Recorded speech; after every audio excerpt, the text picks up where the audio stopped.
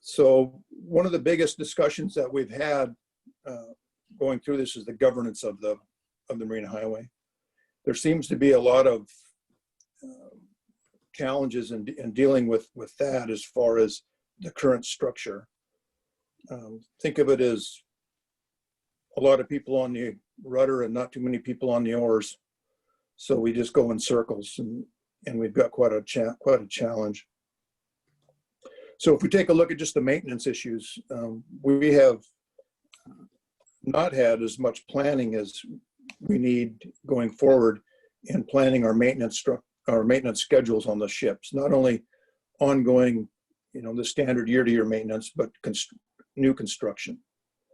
And these ships are old, and old ships cost more money, and the maintenance schedule has not kept up with it. So we've got quite a bit of pent up, frankly, maintenance on them.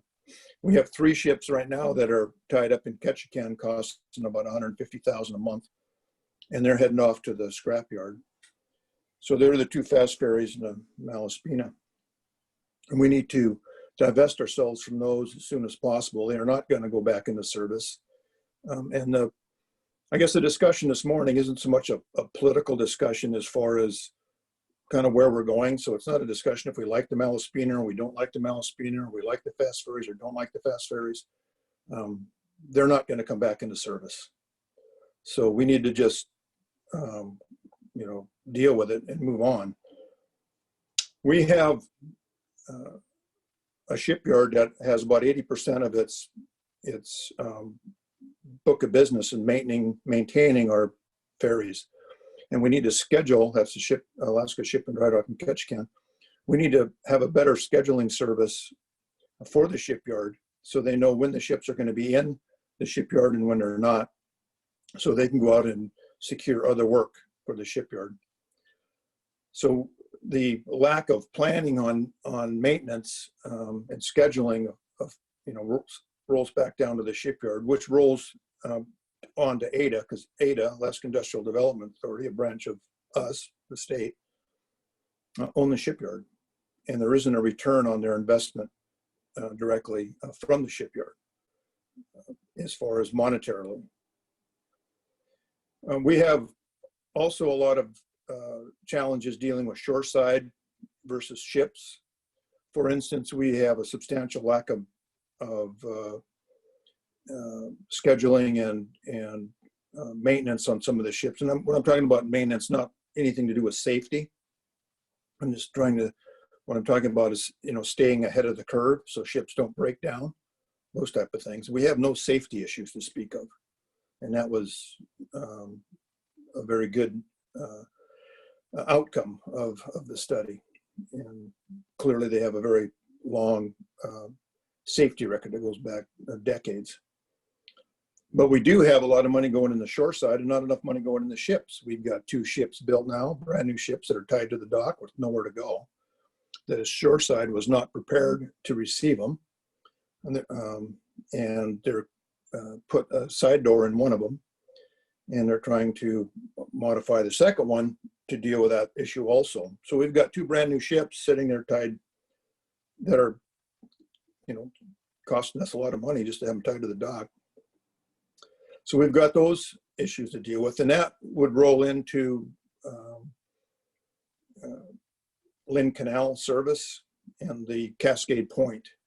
And how do we get these ships to go from community to community and stay within the compliance range of the Coast Guard for hours on the water? Tenakee is out of reach for them, as an example. They were designed to go up and down Lynn Canal. And if they're going to do what they're designed to do, then they're going to need Cascade Point. There's also an internal discussion and concerns about Bellingham and the distance to Bellingham, the riderships to Bellingham.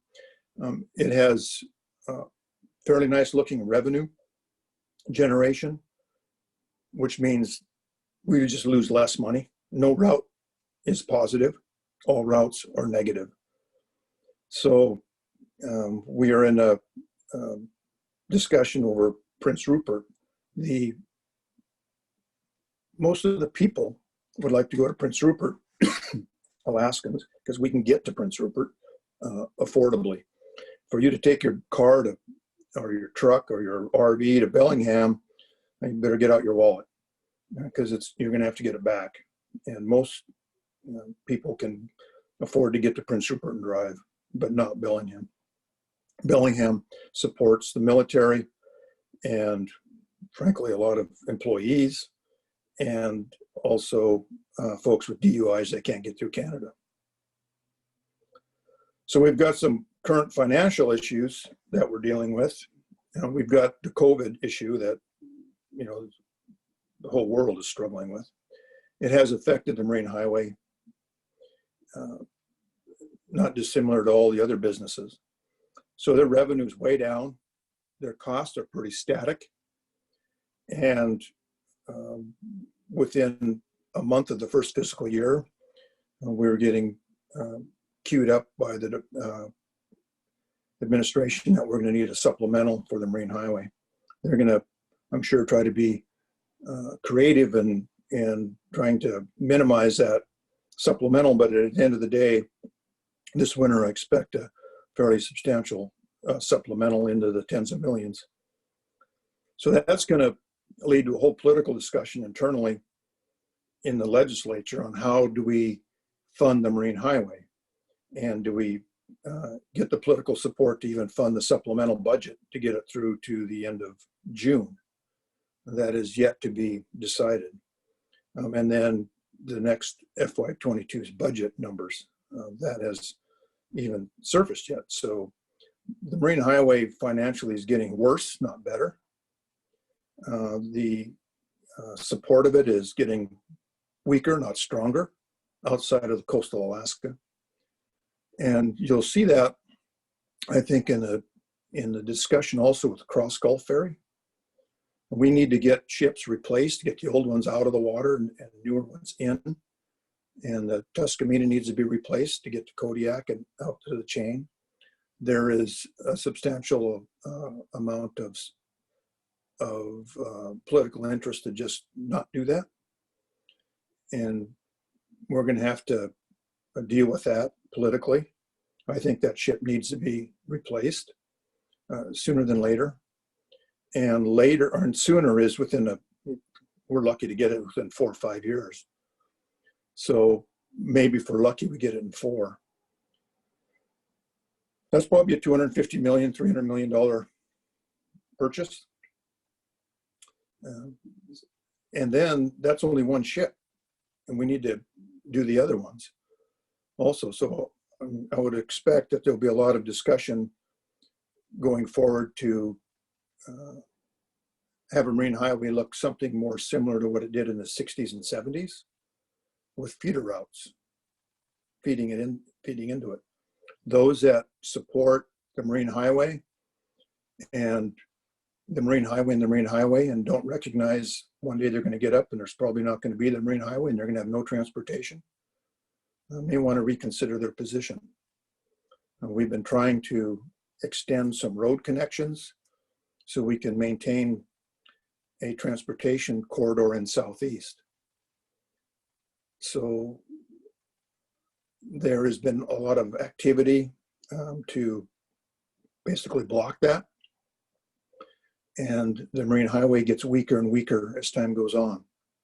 And I'd like to remind everybody, almost 2 years ago, the proposal was to terminate the Marine Highway in October of that year. And that wasn't a hollow threat. There were discussions with federal highways on how much money the state would have to return to federal highways, because most all the capital costs are federal highway money. So it is in peril. I'd also like to remind everybody that we have less population relative to the rest of the state every decade. We used to have 4 senators in Southeast. You now have 2. And each senator has 2 reps, so that's accordingly been shrunk. I expect with this next go-around of reapportionment, we'll probably lose maybe half a senator or a quarter senator. If we're lucky, we'll maintain it where we're at, but it looks like Juneau's down a little bit as population percentage-wise, Juneau's district. And I'd like to add just a couple other things. So is it coming across okay? Are you, the transmission of the volume, can you hear okay? Okay, so I want to make a couple more points and I'm going to throw it open to questions because frankly, I think that would be more interesting for everybody. So when we reduced the marine highway system, which we did, to basically a skeleton service under the current administration and negotiations with them versus the termination model, a lot of folks assume that, you know, we had some savings. And when you back up and look at the budget from a little higher viewpoint, and you look at the aggregate of DOT from over the last 3 years has actually increased their expenditures about 14.4 million. That's 14.4 million. That's not negative, that's positive. So they went from 135 million to 149 million, rounded off. So what that ought to tell you is the savings of the Marine Highway went somewhere else, and it didn't go into this region, that I can assure you. So the DOT budget is not going down, it's going up, and the Marine Highway is basically heading for the rocks. So we need to keep that in mind and try to come up with a solution that works politically around the state so we can keep support for it and and have a marine highway. But it's not going to look like it did 4 years ago or 3 years ago. I don't see politically that being deliverable. The overall DOT budget for our expenditures, general fund expenditures, is about 3.4% of it, of the overall pie. So DOT isn't a big money soaker. Education's 30, just to give you an example, and Health and Human Services is 25, followed by our unfunded pension obligation, which is almost 8% of the 21 budget. And again, DOT is down at 3.4%. So, you know, that's pretty much in a nutshell what we're faced with. I'd like to throw it open for questions and see what the members have.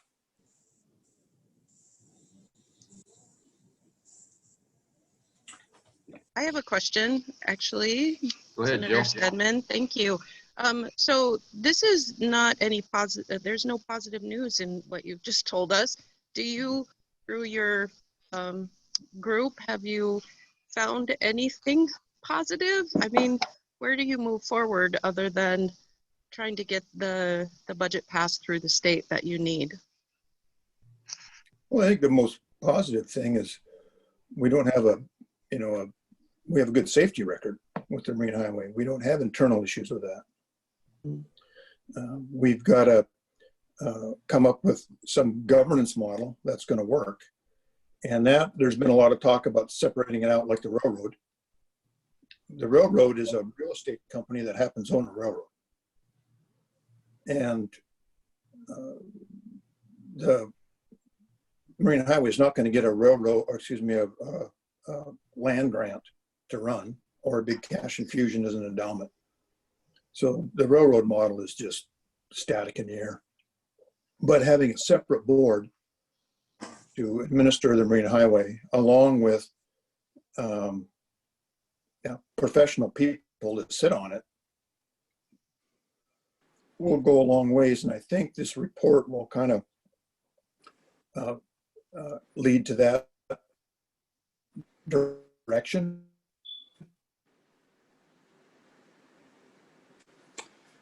Hey, Bert, this is James Bibb in Juneau. I don't mean to talk on such an idealistic level, but I've always been interested in... Model. Each ship has its own method. We have agreements in these ships, for these ships that go back decades. So there's, the whole system needs to be basically have a reset, or we're going to lose it. James? Yeah, Bert, question I have is the bigger picture, because I don't know any ferry system of what I've read that actually makes money. But I do know if we had to look at ourselves regionally, specifically as far as just, let's say, projected growth, or, we have a BC ferry system that has arguably future regional interest. I've always wondered why we don't talk directly with BC Ferry for, British Columbia South to British Columbia North connection to help pick up our long stretches, but also AML and a few other entities which rely on sort of maritime freight services.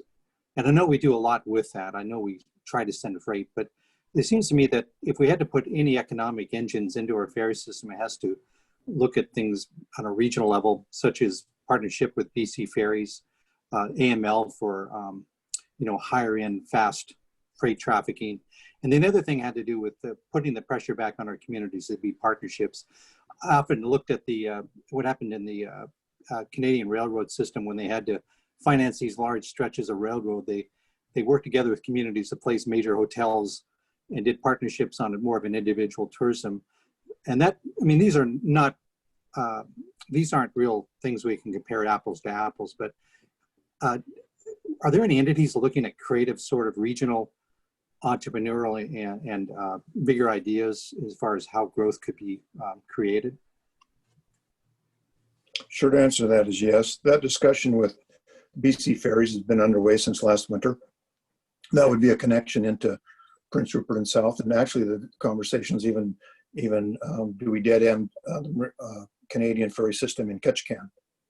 So you can actually get on in Ketchikan, yeah, and then go to Prince Rupert and on down. That is on the table. The other part of your question about the old 1800s railroad model of land and railroad hotels went through the Western United States, went through Canada. You can still stay in them. We have a lot of meetings in the Energy Council in the old railroad hotels, that type of stuff. If we could get the volume to support the hotels, something like that might be of interest. But some of these things definitely have been on the table. I actually like the idea of hooking into the Canadian system, and I want personally to see service from Ketchikan to Prince Rupert. And if we can't do it, have the Canadians do it. Yeah. But we need to be able to get out of here. So we need to stay flexible and do whatever works financially and politically. Rosemary? Yes, thank you. So Senator, in your task force meetings, was there any conversation or any hope of renegotiating union contracts to take some of the pressure off of the bottom line? We don't, in that group, that's not something we get into other than, footnoting it that it's a challenge. The unions were represented in the group, but it's not all a labor issue. We have a governance issue and a maintenance issue, and the problems are not just labor contracts. The labor contracts I referenced with dealing with the master ship agreements. I think the labor unions will come to the table and work with the administration and the new restructuring of the Marine Highway. Because frankly, if they don't, we're not going to have a Marine Highway. You listen to some of these campaign speeches up north, and they've got no interest in the Marine Highway. Just as soon take the money north. And to the comment earlier, nobody expects, well, I shouldn't say nobody. Most people recognize that the Marine Highway is not going to be subsidy free ever, because we have too few people living too far apart. But there is a group that doesn't want to subsidize it at all. Zero. And the next question they'll ask is for an additional maintenance station on their highways, which frankly is a subsidy on their highways. So yeah, that's just political reality. So if I can ask one follow-up question, I mean, back in the 80s when, you know, a lot of this conversation first got started, and you touched on it, build roads where you can and use ships where you must. And do you think that that we have a chance of getting some of that road construction done? Little. You know, when you think back to the oil boom since the late 60s or early 70s, we have virtually built no roads. And when we had a huge revenue stream, that's almost 50 years of no road expansions. There's a little road being built in Sitka here for the first time since the 60s to Catliam Bay. And we're trying to do part of a connection with Cake, trying to get up to Cascade Point. You know, every 4 years you change governors. Every governor has a different idea. And normally they have a couple of different DOT commissioners that have different ideas. So it's very difficult. So that really screams for a new governance structure then, that would give more stability Yes. for long-term And I think planning. that's what, yes, and that's what we need. But it's going to take several years to get there. It's not going to be a 2-year deal. I mean, there's a corporate culture, well, I call it corporate culture, but a culture issue embedded in this whole system that needs to be changed. Because the present model doesn't work. I mean, we're on the verge of losing the system. John, you have a question? Yes, I do. Senator Stedman, the two issues I'm aware of with Prince Rupert, one is the dock issue. In a couple of years ago, engineers determined that the dock was still stable, although it still needs to be rebuilt. and they have to buy America, and Canada won't go along with that for the steel. And secondly, about the security issue at Prince Rupert, that they have to hire Mounties to security there at the dock. Are those the only two issues you're aware of? Those are the big ones. And the broader issue is, I think there's a lack of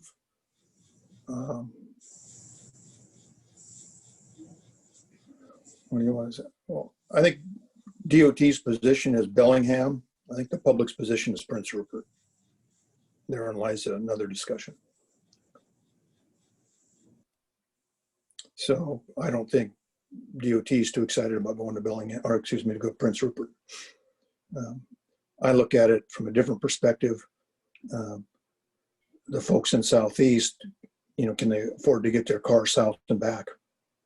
And that's not the Bellingham and back. It doesn't work. You'll probably see also in that, I think we need to pay more attention to the scheduling and try to minimize the runs that we hemorrhage money the most.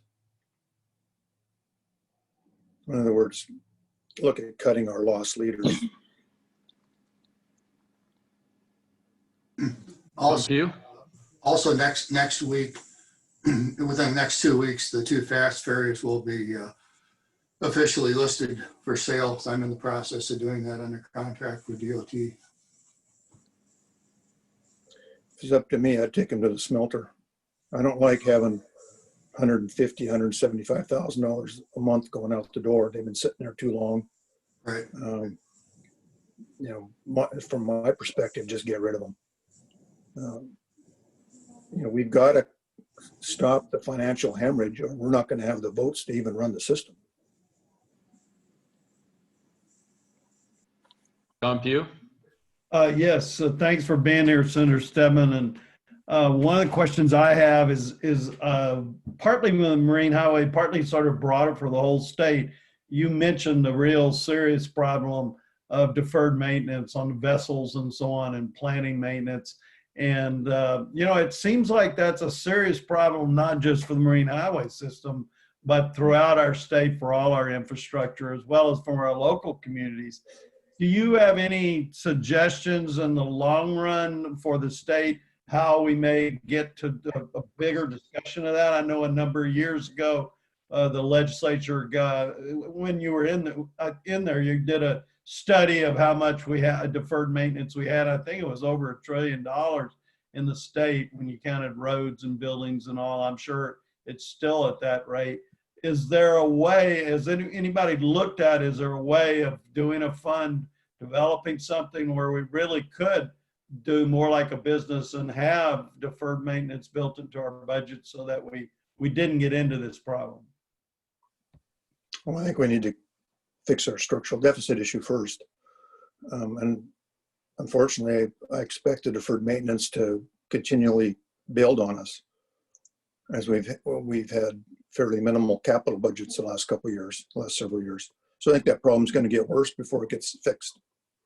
That's probably not what you want to hear, but you'll see a lot of discussion this winter about paying back dividends and the statutory dividend out to the public and ignore the other statute that caps the expenditures out of the permanent fund. So we've got some more work to do in Juneau to try to solve some of these macro questions before we could even drill down into the deferred maintenance, which frankly is going to build on us, including the university. Yes, thank you. Who else? Anybody else have any questions? We do. Go ahead, Linda. So, Senator Stedman, I just had a kind of a comment question. Has there been any discussion or recognition that this is a health and safety issue for outlying communities? I've lived in one of the outlying communities, and I'm very aware of how often air travel is not available due to weather, and that the ferry system was actually a lifeline. So I'll let you comment. Thank you. Answer to that question is yes. And when we get into our villages and even the supply of food, we had, when we had the abrupt termination of service, which is another issue. I mean, we've got to give the communities notice on changes, like a year out or sometimes, so they can, adjust. We can't just one day turn the switch off.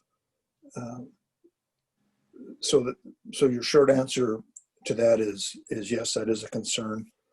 Also, it's a concern, I think, even though it might not be widely recognized, of the rail belt. If there was an incident dealing with the rail belt anchorage in Matsu, there isn't the capacity to airlift items in to keep that area of the state basically intact.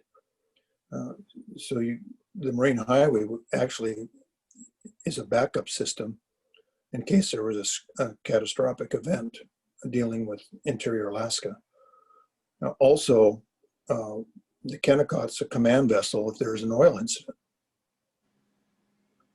And we all know from time to time there is oil incidences around the world. We don't want any around here, of course, but we need to be prepared in case that does happen. We don't need another one.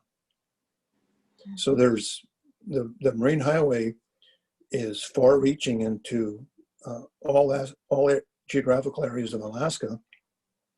It's just a fight over the money. And a lot of my colleagues want to take the 100, or the subsidy, the 50 million or 60, 70, 30, whatever we're going to give Marine Highway, and take it into their own roads.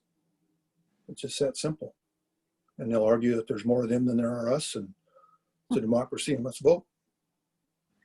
And it gets a little scary. Nat, you had a question?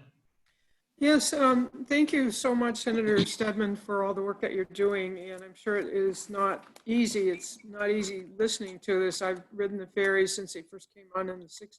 I really love them. But my question is, have you, in your discussions on moving forward, what kind of discussions have you had to attract revenue or more usage of the ferries? Are you looking at increasing freight, which of course means competing with private sector, increasing the public traffic, just what are you looking at to increase the revenue side of it? Thank you. The little committee didn't go into those details, quite frankly, other than concentrating on scheduling, the need for scheduling, and making it predictable. So we can get some ridership back. We didn't go into the details of how we're going to competitively try to position the Marine Highway. We do that discussion outside of that group, when we deal with the fisheries. For instance, it's, from what I've been told, it's about $1 a pound for cohos to get them on the Marine Highway and get the fish to market.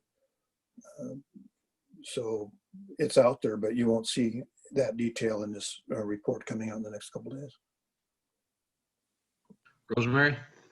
So Senator, in your task force discussions, was there any interest in some of the vessels, rather than sending the larger vessels into the smaller villages, negotiating with private people like Allen Marine to take on some of those feeder routes, even though there wouldn't be any ability for vehicle transportation on those boats? At least the passengers could get around, and certainly things like groceries and essentials could happen. And they did step in for a while, if memory serves me correctly, when we had a downturn maybe a year ago. Is there any way that we could think about partnering with people like them and make some of this permanent? I think, Rosemary, what you'll see is in the restructuring of the governance model, and if we head to a backbone system like we did in the 60s and 70s, you'll have third-party groups coming in to supplement the smaller communities, not only possibly in Southeast, but Kodiak and other areas. So the short answer to that is yes. And it could be an entity like Allen Marine. I know they've stepped in before. Some of the communities can be serviced by that structure already, but we've got some mastership agreements that would have to be dealt with on some of this stuff. So the short answer is yes, but let's remember the reason.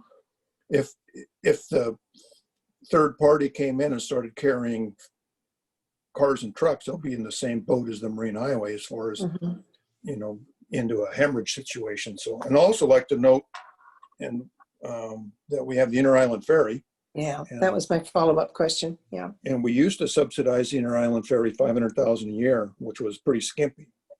And then actually it was more than that before we went to $500,000 a year. And then it went to $250,000 a year.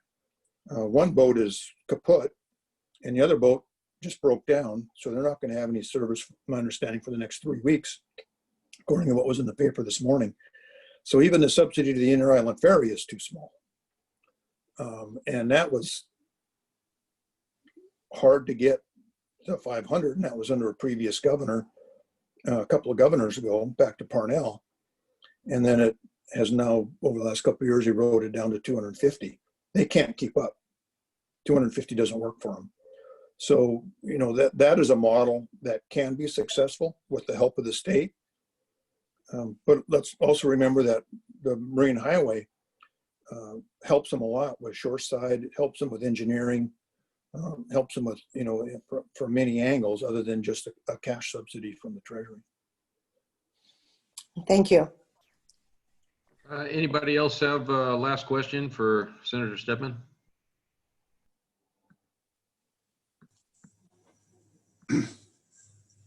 Doug, Don? I'd just like to thank the senator for his always supporting the ferry system. You've been one of the best supporters in the legislature, so it's always been appreciated. I got a couple closing remarks, I guess, if we're going to finish up here, because people got to get to work. Yeah, go ahead, Bert. I think, when we get into the budget cycle this year, watch the supplemental budget, because we're going to have to deal with, I've heard numbers from 15 million to 40 million on the Marine Highway. So how it ever washes out. There might be some COVID money moved in to help them, I hope, and some other things. But let's keep our eye on the ball and keep the Marine Highway operating, because if it shuts down, it's going to be, I think, nearly impossible to restart, because we'll lose the quality crews we have and all our licensed employees. You just don't go jump in the boat like your speedboat and go charge around. And so the main thing is we keep it operational.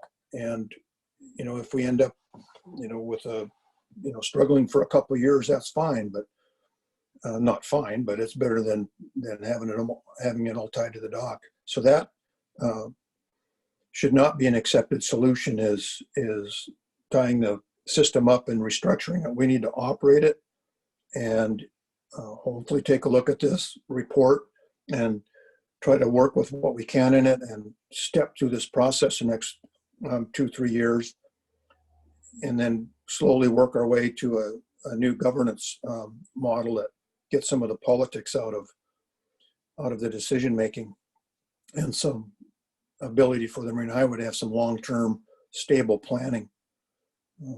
And everybody will be better off around the state, not only coastal communities, but for the security of Anchorage, the Matsu, and in particular the military bases around Fairbanks, which is a big component of the Bellingham run, is our military.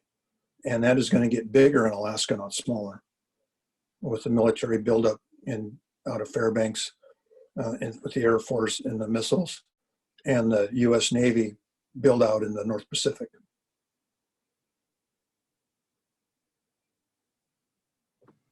All right. Well, thank you, Senator Stedman. It was great to hear about the Marine Highway. I lived on Prince of Wales for a while, so back when the Marine Highway actually went to Prince of Wales instead of Inter-Island Ferry. So thank you for all that you do.